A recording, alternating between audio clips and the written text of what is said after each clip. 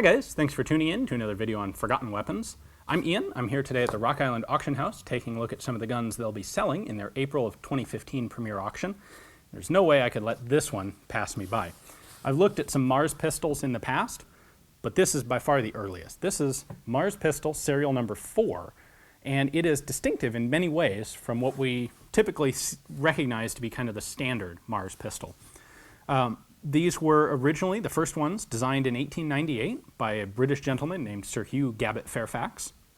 The very first couple of prototypes were actually built by the Webley Company, the same one you might recognize from making all sorts of revolvers.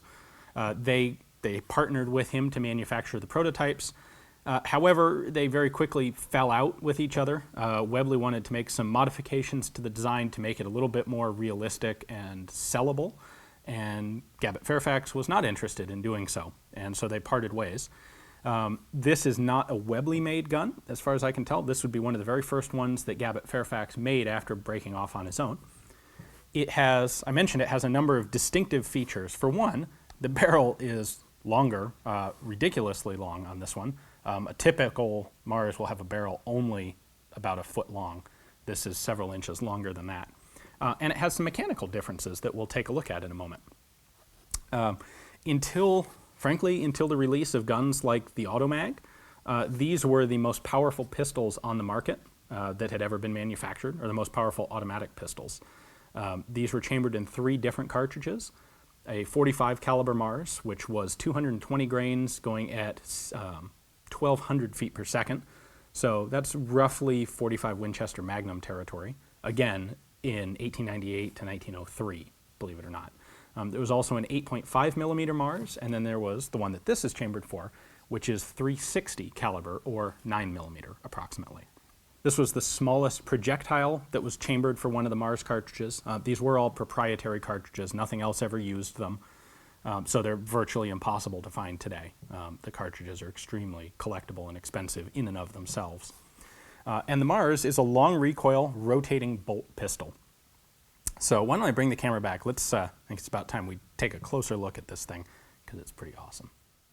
So, the Mars up close. First off, let's take a look at the markings on it. Really, there's only one marking on it. It's right there. Mars pistol, .360. Later on, they would start putting markings on the top of the barrel rib, but at this point, they hadn't started doing that. There's nothing up there. The only other marking on it is the serial number, right down here on the frame, number 4. They only made 80 or 81 of these in total, so this is obviously an extremely early one. Now, in addition to the ludicrous barrel length, one of the other features that jumps out as being non-standard on this is the tangent rear sight here. On virtually all Mars pistols, that was replaced with a fixed rear sight back here. This one, you can actually adjust for range. Now, it's not marked. This is, of course, frankly, all of the Mars pistols were basically prototypes. They never went into serial production. And almost every Mars pistol is going to be different in some little way than all of the others. There's virtually no parts interchangeability between them. They were all hand-fitted guns. So it's not that surprising that something like rear sight graduations wouldn't have gotten done on this one. You'll notice these are also not proof marked. Because they never went into commercial sale, none of them ever went through the British proof houses. So something you would typically expect to find on a British pistol, you will not find on the Mars. They also typically have a magazine release button somewhere around here in the normal position. On this one, we have this big lever up here to act as a magazine release, which lets me drop out this guy, one of the wackier magazine designs you will ever see if you're not familiar with the Mars already. Now, the reason that it's got this big hook on top is that the way the Mars functions, it actually pulls cartridges backwards out of the magazine, then lifts them up and pushes them into the barrel. So instead of having traditional feed lips for controlling around as it goes forward, the magazines have this big hook on top, which holds rounds in place so that they can be pulled out backwards. So follower in there, of course. You can see our magazine spring and our follower right up there. Now, taking a closer look at this guy, I should say we have a pair of recoil springs underneath here. This was refined a bit and made a little, frankly, the dual recoil spring nature is made a little more obvious on the standard pistols, but not on this one.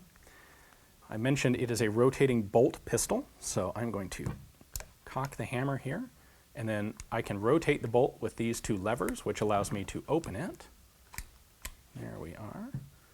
Another unusual feature about this particular gun, number 4, is that if you look here at the chamber, if you look closely, you'll see it has space for 3 locking lugs.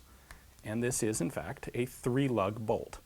That's unusual because the typical Mars pistols are all 4-lug bolts.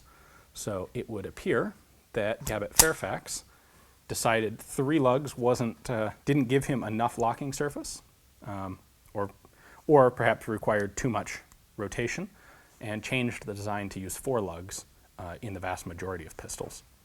So I mentioned that this is long recoil. What that means is that the bolt way back here and the barrel recoil together for approximately the entire length of the cartridge, or a little bit longer, together, locked. When they get to the full end of travel, the bolt stays where it is at the back, the barrel reciprocates forward. As the barrel comes off of the empty case, it's ejected out, and then when the barrel comes all the way forward, the bolt, a release on the bolt trips and allows the bolt to come forward and feed a new cartridge into the barrel. There are a handful of guns that work this way. The Frommer Stop, several of the other early Frommer pistols do it. The infamous Shosho automatic rifle or light machine gun does it. And the very popular and famous Browning Auto 5 and its various copies, like the Remington Model 11, also work this way. The Mars is probably the biggest and most distinctive gun that does this. So what I'm going to do is hold the trigger down, which will, there we go. I'm going to hold the trigger down. As long as I do that, the bolt will stay open. So there is our full travel of the barrel. You can now see at the back, those 2 little handles on the bolt are rotating. That unlocks the bolt. I can then let the barrel forward. You can see right there, this little elevator pops up. So this elevator would be holding a cartridge, which had been pulled backwards out of the magazine when this entire assembly came backwards. Spring tension pushing this lifter up. Get it from the back so you can see. You can see that's under spring tension, and what's putting the tension on it is actually the hammer spring. So when I push the elevator down, you can see the hammer move. When I release the trigger, this bolt is released. We'll hold on to it here. It would then push the cartridge into the chamber, the bolt behind it, the bolt goes in, rotates, and locks. And now you're ready to fire another cartridge. So it's a ridiculously complicated system.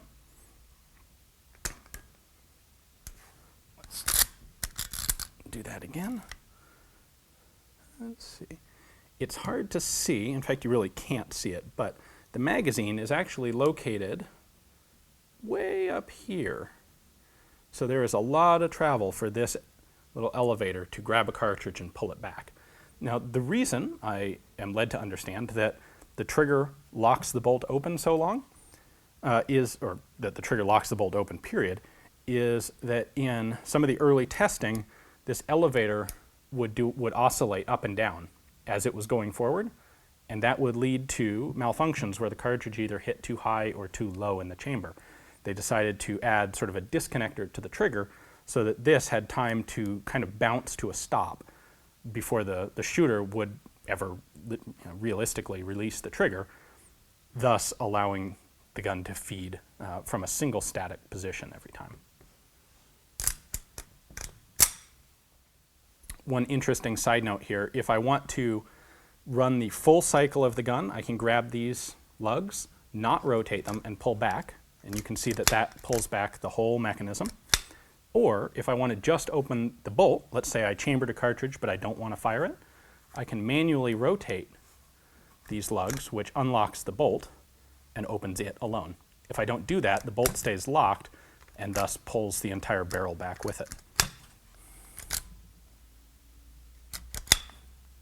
Truly, one of the most ludicrously impressive firearms, handguns certainly, ever designed. All right, thanks for tuning in, guys. I hope you enjoyed the video. Definitely not the sort of thing you get to see every day. That wouldn't apply to a regular Mars, and certainly not to one this early If you are a Mars collector or would like to become a Mars collector, be the first one on your block, this is coming up for sale in Rock Island's April 2015 premiere auction. I have a link right below in the descriptive notes that will take you to Rock Island's catalog page on this pistol, so you can take a look at their high-res pictures, read their description. If you don't have an account already, you can set one up online and place a bid, or you can come down here in person, take a look, and participate in the auction live. Thanks for watching.